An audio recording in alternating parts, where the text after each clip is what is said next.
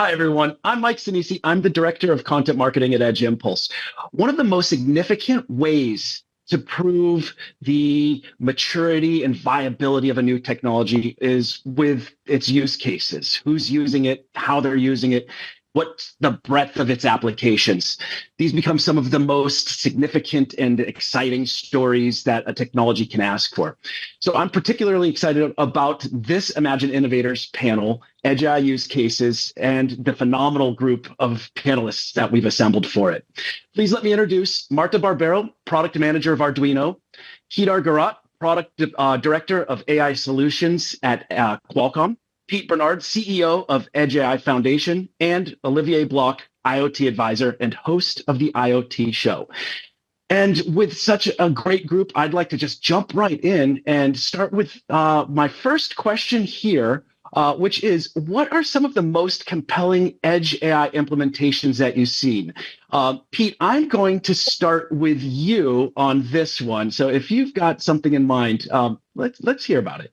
Yeah, so first of all, thanks for having this panel assembled. I think, these days, we've really shifted the conversation from like, how do we make this stuff work to how do we commercialize and deploy real solutions? And so it's great to see that focus these days. And we're seeing it all the time, and we have lots of partner companies as part of the foundation. One of the coolest scenarios that I look for is how people are combining different AI workloads together to solve problems, because I think that's really the future. There's a company we're working with called Synthetic AI Data, and they use generative AI to create data sets, synthetic data sets, which are then used. One of the deployments they did was with the Demining Foundation, which was using drones to find mines in the Ukraine. About 30% of the Ukraine geography is mined with these butterfly mines. And so they trained the drone using generative AI, using synthetic data, then used AI vision on the drone to actually look for mines and kind of create a map of where the mines were to get then removed. So I thought that was, first of all, pretty impactful scenario, but also a great way of thinking about how do I use different types of AI architectures and edge AI workloads together to solve a certain problem.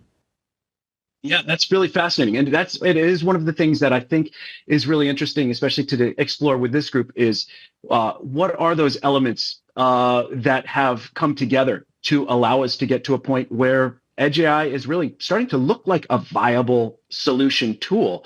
Now, Olivier, you and Pete, you both come with extensive experience at Microsoft. You, in particular, were working really closely on the IoT side. So I would like to hear, looking at what has been happening in the IoT space, especially now with you as the host of the IoT show, what are you seeing in Edge AI applications and use case? Yeah, so thanks, Mike, for having me on this panel, and hope everyone is having a good event.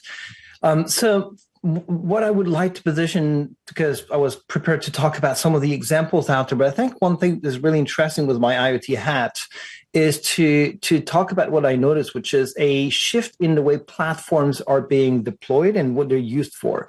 And we were in a world where it was a lot about having devices connecting to the cloud, and the IoT platform was living in the cloud.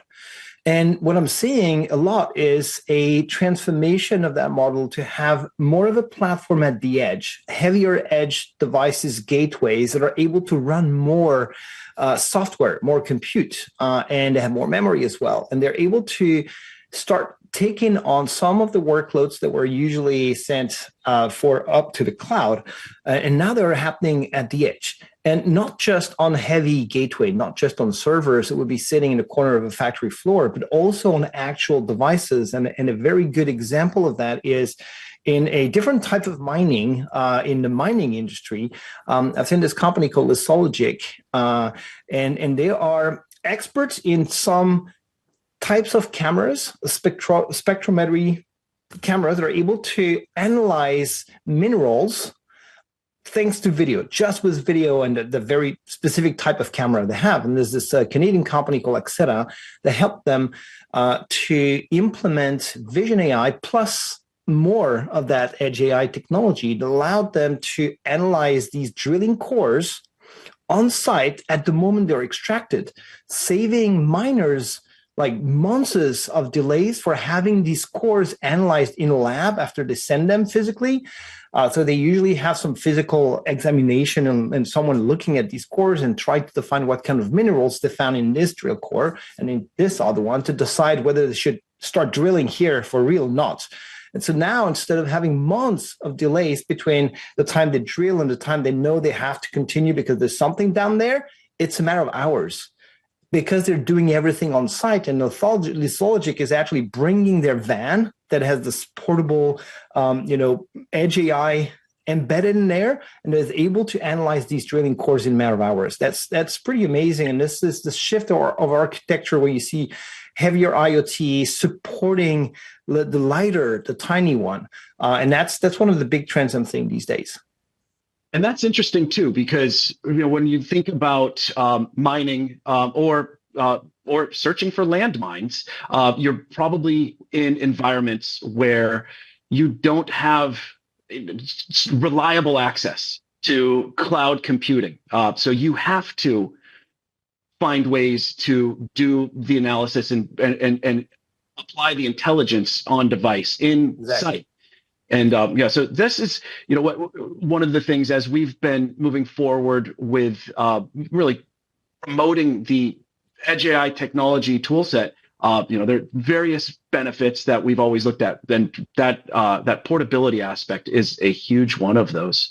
Now, Marta, one of the things that I know that you are looking at very closely is the Arduino Pro line, which has been an expansion of where Arduino came from on the education and community side. Can you talk a bit about how Arduino has, and again, Imagine Innovators, this is our developer conference, so we're thinking about this also from the lens of developers, but how Arduino has built this incredible developer community, massive, and then seen that there's opportunity within that to start moving that into professional applications and professional use cases. Yeah, of course. So it's a pleasure to be here today with all of you. I hope you are enjoying the sessions. So basically, Arduino started from makers and hobbyists that were just really in love with electronics, and they really love to play around with stuff at home. But what we figured out is that these same people are actually then employees and engineers or developers inside companies now. So they can actually leverage the skill they were acquiring while playing with some Arduino boards at home, also in their actually working environments. No? And so exactly for this reason, we started exploring what the professional market was looking for, because of course the standard Arduino solution were a great solution, but they had a type of connector certification that were more used for those kind of environments and maybe not suitable for production. So what we did is try to develop a new product line, which is exactly the Arduino Pro product line you were mentioning before, that has basically the same programming experience that you get with any Arduino product. So you can freely use it with the Arduino IDE, with all the libraries, and really easy programming experience that most of the developers are already used to. But with the professional features and capabilities. So we developed a system of modules, sensorized nodes, either a PLC that is actually fully conforming to the industrial standard. And also in that perspective, we investigated how to deploy Edge AI in those solutions, because we understood that there was a trend in the market that AI is becoming really popular and useful, mostly also in industrial automation to do activities like predictive maintenance and anomaly detections and so on and so forth. So we try to understand what to do in order to enable those companies to start deploying and investigating AI on the edge as well, without relying on cloud, but still being able to guarantee real-time response. Because of course, when a machine is working and evaluating a certain activity, you need the communication to be really real-time, no? And so we partner with companies like Impulse in this case to try to figure out how to simplify the process of model creation, model deployment, and so on and so forth. And I would say it has been really successful so far. That's great. The ways that you are seeing the Arduino Pro line, which has been around for maybe about 4 years at this point, years. 3, almost 5. Yeah. So at this point, what type of implementations are you guys seeing from the Arduino side?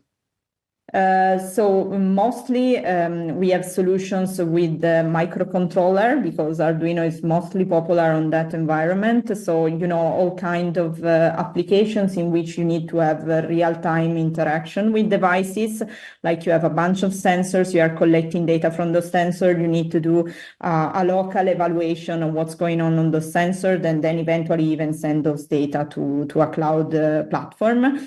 So we try to basically integrate in the same solution a simple interface with third-party devices like sensors, as I was saying, as well as IoT connectivity. So we have solution with Wi-Fi, Bluetooth, even LoRa, cellular, etc., so that you can either install your device in any kind of factory, but also in a remote location in case you need it to. And at the same time, we have also been investigating the microprocessor world. So, a solution that integrate a real operating system, which is not a real-time operating system, but it's like a Linux environment that is able to perform really high-level tasks directly on the edge. And you can even run advanced machine learning algorithm on the edge. So imagine to have, for instance, an Halo platform that is interacting with your device, and you can run YOLO or other type of computer vision applications on the edge. And this is also another kind of solution that has been quite widespread into the market. Very cool. Yeah, the factory side of it's really interesting. And I think, I'd like to jump back to that in a minute. But first, Kedar, let me ask you, you've been focused on IoT largely at Qualcomm, and now we are work colleagues now that Edge Impulse has become part of the Qualcomm technology team. I'm curious, you're product director of AI solutions within the IoT segment. How have you seen the AI aspect come in and start to affect what's happening in IoT over the time that you've been working on this, and specifically thinking about the ways that it can be used for solution building and real world applications? Absolutely. So first of all, thank you for having me. I'm glad to be here. Very excited to be here. So one of the things Qualcomm as a company we do for our IoT customers is making them available very powerful compute platforms that are scalable. So we have industrial grade platforms that go all the way from 1 TOPS to 100 TOPS. And that's part of what Olivier called out earlier, right? Where you have IoT mostly running on cloud. One of the ways it's possible for these things, what's making it possible for these things to run on edge is the availability of these powerful platforms on the edge for you to run. Now, obviously, what runs on edge is driven by use cases. And depending what we have seen in oil and gas, industrial manufacturing, that is driven by data privacy and security. No matter what you need or what kind of compute you have to run it on the edge just because of the desire of the end enterprise to have data privacy and security. In the retail, it's more, customer data. You have PII, and you would want to run some kind of algorithms before that gets converted into metadata that could possibly go out. But the AI still needs to be here to translate that to the metadata. And broadly, if you have a use case where you have a thick data pipe, think any kind of multimedia use cases where you're streaming full HD video, it almost never makes sense for you to have that thick data pipe where you're heavily reliant on 100% connectivity, 100% uptime all the time to stream this very thick data pipe to the cloud. And all of these together are, making the case a very strong case to have AI running on the edge. And what we have seen in our world, we have all these verticals within IoT, retail, industrial, manufacturing, is the solution process. Architecting the solution at the system level is now around AI. The discussion starts with the problem statement, what kind of solution I want to run, and the next problem you want to tackle is how close to the sensor where the data is actually generated, how close to that can I run my AI algorithms, depending on what kind of problems you want to solve. And that trend is common across industries, driven by the constraints of the industries. Like I said, retail has different constraints, industrial manufacturing has different constraints. So we are seeing a lot of that, and our solutions, we try to make it more and more easy for our customers, our partners, and end customers to do this on the edge. It seems to me, and I mean, I say it seems to me because we've been part of this the transition into Qualcomm, but that Qualcomm is making a large push further into the IoT space, the industrial IoT space in particular. So, can you talk about some of the things that you've identified on the IoT side with AI, with Edge AI, and how that this all might come together? Absolutely. So you're right. I mean, we have been in IoT space for quite some time. The renewed push is mostly focused on the industrial space. We now have industrial grade silicon that has, high temperature, cell qualifications and all the other goodness that you need to survive in industrial world, industrial grade connectivity that comes into picture. Along with that, there's also a desire for these very broad developer community to have a very developer-friendly platform. And internally, the focus over the past couple years for us has been on that front. How do we make our platforms, which are very complex, but by nature, this is not one big chunk of compute unit. It's heterogeneous compute. You have CPU, GPU, NPU. You have hardware accelerated encode decode, you have multimedia frameworks, you have ISP. So it's not an easy device. How do you abstract all of that complexity and make it easier for a developer to develop? One, and then like I mentioned, we have devices that go from 1 TOPS to 100 TOPS. And for an enterprise, they would want a solution when they develop a software application on top of it to scale, depending on the use case, to go from 1 TOPS to 100 TOPS with little to no effort. So internally, that has been our focus over the past 1 year. You've seen announcement, our partnership with Edge Impulse has been on those lines to bring in a more developer-friendly ecosystem, complement to the stacks that we are building, and we'll continue on that path. We want to make a developer ecosystem, easy for them to leverage and use our platforms. Very exciting. Pete, do you feel like we are at a point now where there's a critical mass of AI processing that has moved from cloud to the edge? You are the CEO of the Edge AI Foundation, so yeah. I assume you've got a good vantage point to look at this. There is always, over the years, there's always been a gravitational pull toward the edge. I mean, in general, you want to be running your workloads as close to where the data is created as possible. That's where you're going to maximize your efficiency, keep your latency low, and maximize security, it was mentioned before, and simplify deployment. So there's always been that pull. I would say that the semiconductors and the software capabilities are now catching up to the desires that people have had to do that. So years ago, when I was at Microsoft, we tried to do lots of those things, but sort of like the tech wasn't quite there yet to do it. And so there were gaps and there were issues. But now I think that there's, you mentioned about, the amount of TOPS toward the edge. There's also a lot of advancement in AI models where, you're running on GOPS, not TOPS. Ultra low power stuff, neuromorphic computing. We work with, Qualcomm's a big supporter of our foundation, as is Edge Impulse, but like Sony, for example, which is the largest image sensor company in the world, has AI acceleration built into their image sensors.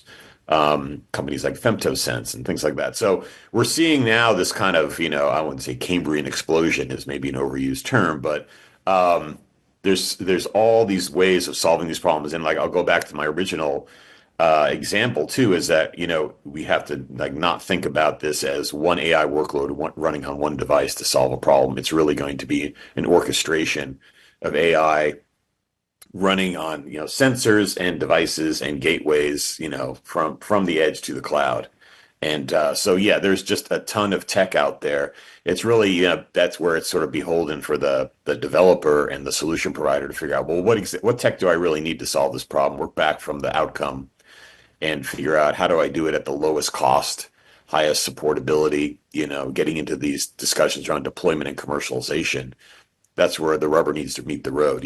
If you're at Chevron or something, you're deploying 100,000 of these out into the far-flung reaches of the universe, and it needs to be updatable and supportable and all those non-glamorous things that actually scale the business. So we're starting to see that, and people are building the muscle to actually now solve these problems. So it's pretty cool. Very cool. Olivier, from what you've been seeing and hearing, what do you see as some of those obstacles for real world adoption that are still outstanding, and how might they be addressed? Yes, I think Kedar, Marta, and Pete all mentioned some of the things that are being done to address these problems. There's one very pragmatic approach that all of the customers I'm talking to are having, which is that's an investment.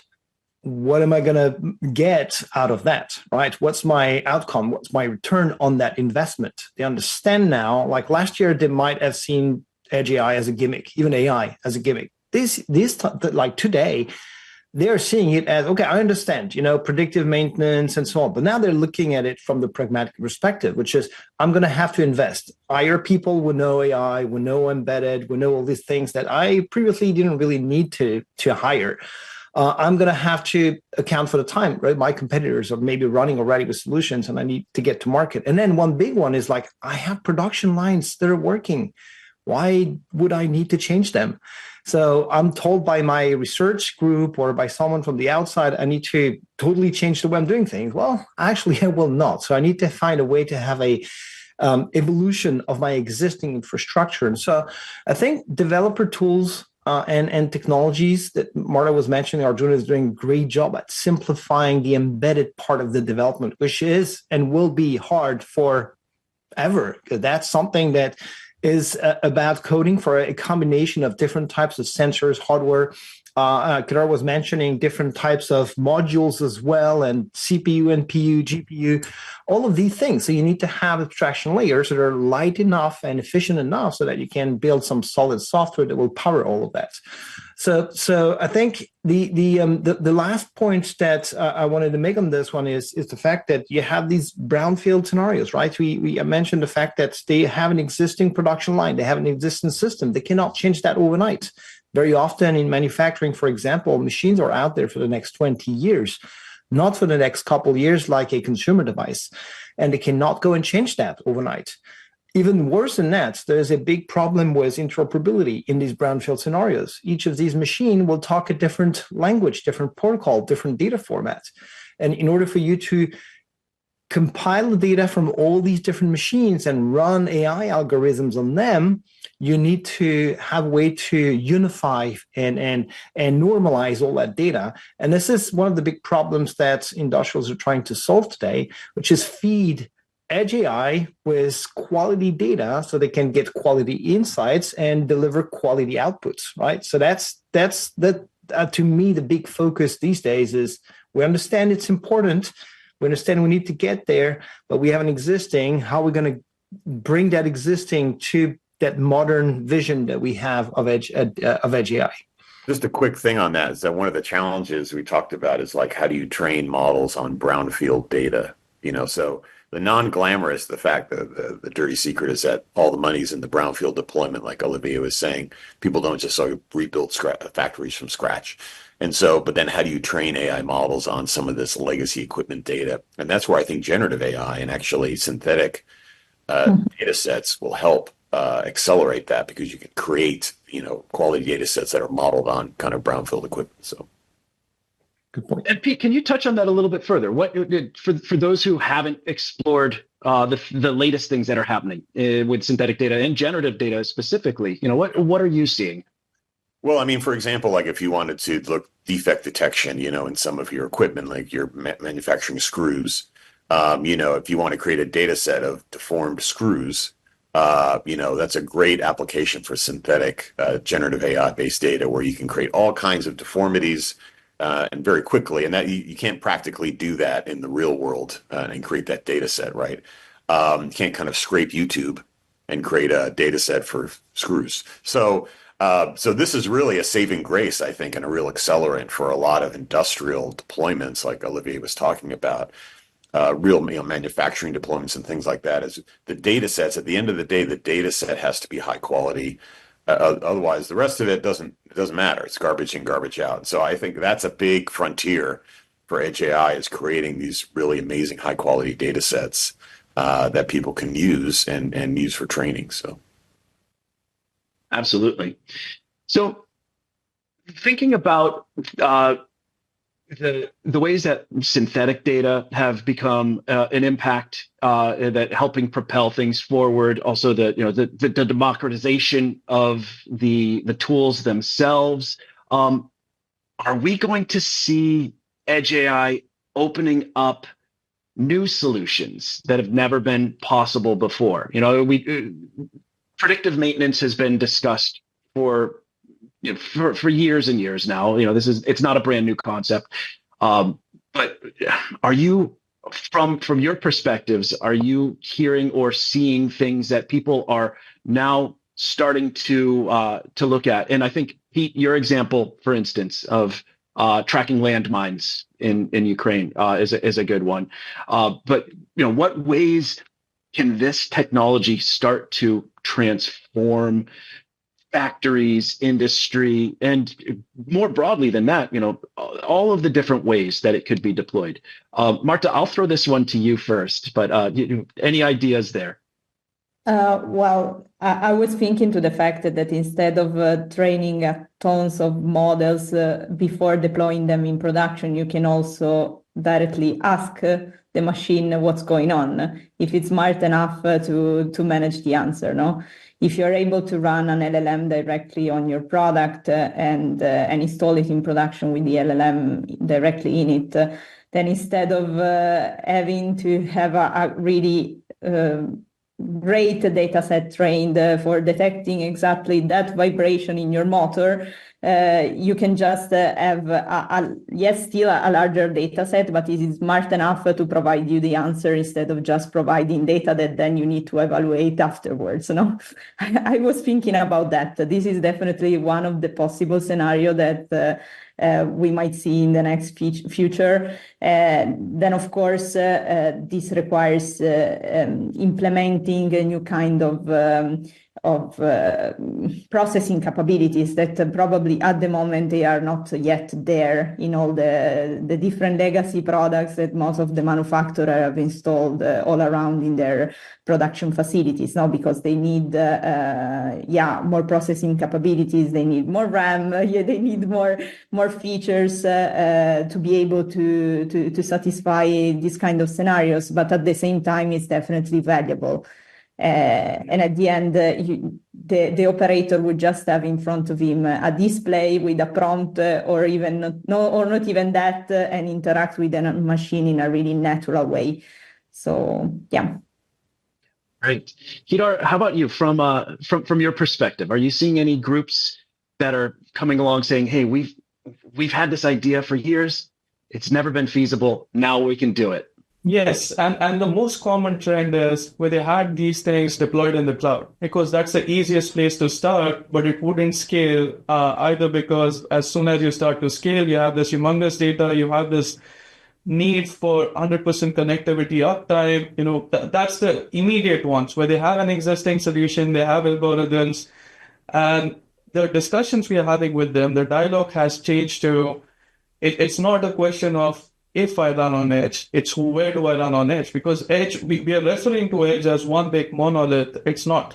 There is this device edge, there's network edge, So now the kind of discussions we are having with our customers and direct customers and enterprises is, what is the best place to run this? Do I run this on my devices, which may or may not be possible based on what we discussed, right? Brownfield, you have devices that have been in the field, you're not going to get uniform experience, or you augment that with what we call as network edge, that stays, aggregates all of this brownfield devices and kind of brings this next gen AI capability still on the edge, not going to the cloud, but it helps, transform a retail store.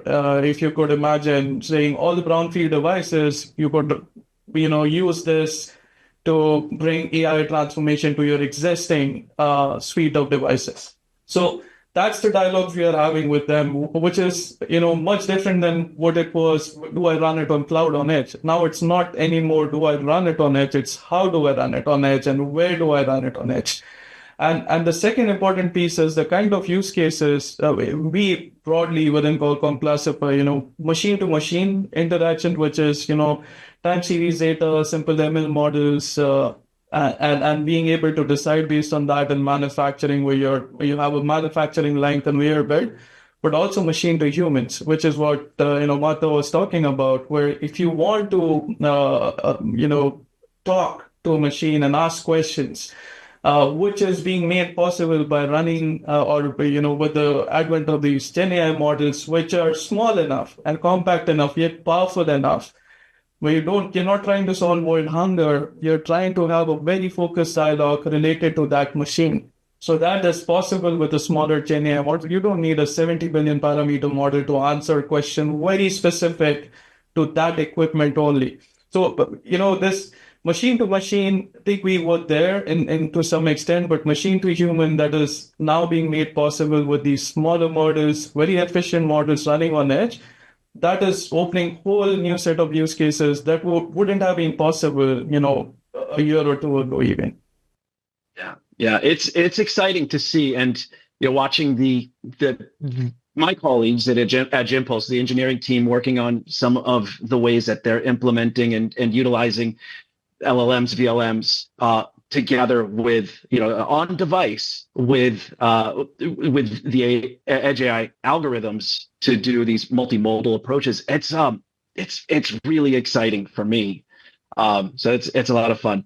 Now I'm going to give a wrap-up question. I'd like each of you to take a shot at this. And with the developers in mind that are watching Imagine Innovators today, if you were to launch a new endeavor with an Edge AI focus, what would it be? And you can take this, reveal as much as you want. Maybe you've already got something in the works. I don't want to blow out your secret projects, but thinking about developers that are on this path right now or getting started on the path, what's a great way for them to get going with Edge AI in an exciting and meaningful way that will give them some rewards? Pete, I'll start with you. Yeah, sure. Well, so, Edge AI Foundation, we don't make products. We don't ship products. We're an advocacy and education nonprofit. So that gives me a little bit of freedom to talk about things. I'm not going to spill any beans, but, what we're seeing is a lot of action. I mean, Olivier mentioned, sort of brownfield deployments in industrial, which is one area that's hot. We're seeing a lot in smart cities and environmental sensing. Because of low power, the deployment of these solutions can now be done that are solar powered and things like that. We're seeing environmental solutions in like the Amazon, the actual Amazon, not Jeff Bezos's Amazon. We're seeing, pedestrian safety, being deployed across cities. So I would say focus on like the low power stuff, the almost self-powered Edge AI, because that stuff is going to be very easy to deploy. It's going to be low cost. And the market's going to be huge because you don't need a lot of infrastructure. You can sell it across the developing South. You can sell it across almost any geography. So I would encourage people to think, small is the new big. So low power, low cost, Edge AI that's easy to deploy is going to be kind of, I think, where it's at. So very quick, my 2 cents, and I'm wearing my engineering hat for a minute here. Everything that Pete said in addition to AI, though, I would think when you're talking about a solution, it makes sense. The gap that I've seen our customers where they struggle to make this last mile to productize a solution is everything that comes before and after AI. There's a lot of pre-processing, post-processing. There's, if you're doing multimedia, there's encode, decode. There's solving this, when you solve a problem statement, solving this at a systems view and not just narrowly focused on the AI algorithm that would be the silver bullet is very important to get closer to productization. So small, low power, everything, but also a systems approach to saying, this is how I would completely solve the problem from where the data is generated to where an action happens. And having that system level view, there's a lot of room there to solve those problems because there are plenty of algorithms there, but there are still use cases that are unanswered. And being able to answer that holistically would be key in my view. Super, thank you. Marta, how about you? Yeah, I'm quite aligned with Kedar, actually. I was thinking about the fact that now we should really focus in trying to democratizing as much as possible the edge AI solutions. And so in my perspective, I think we should focus on developing solutions that are really plug and play in a way. So you have the product, you connect a bunch of sensors in a really simple way, and you start directly from there with a let's say, sufficiently extracted software. So with the APIs that are really simple to be used to collect data and directly try to understand what's going on there. We are moving forward in that perspective. There are tons of companies that have been investing in that. So I'm really looking forward to see what will be the outcome and see also how the developers will take advantage of it to deploy really successful products in the market. Awesome. And Olivier, go ahead. To close. Thanks, yes. Mike. So I would actually follow up on what everyone said, but took a different angle, which is what I would recommend to developers to think about and do. Because developers out there, things are not getting simpler. Things are getting more complex for you, right? It's not because you're going to have Gen AI that generates code for you that your life's going to be easier. On the contrary, it's becoming even more complex and interesting because you don't have to care now just about your application or your cloud service. You have to care about the entire end-to-end story, the big picture, the system, and you have to think about all the elements, security, connectivity, and all of that. So you need to become an IoT developer if you are not. You need to become an AI guy if you're not.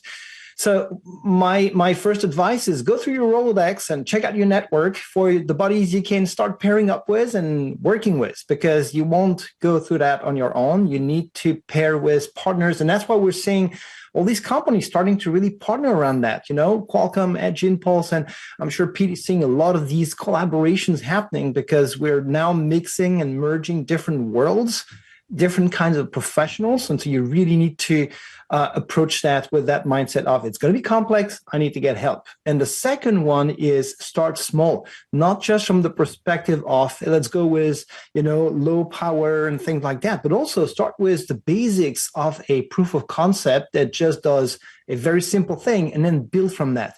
Don't try and go for the end goal of the fully automatic self-driving car. Just try and see if you can detect if there is a freaking stone on the road in front of you. Start with that and then build up from there. Yeah, it's a team sport for sure. It is. Definitely. Great. Well, I'd like to thank all of my incredible panelists for a very interesting discussion today, and also everyone that is watching Imagine Innovators right now. Thank you for tuning into this. And with that, we're wrapping up the use case panel, but I hope that you have a great rest of Imagine Innovators, and I look forward to hearing your thoughts online. So take care, everyone.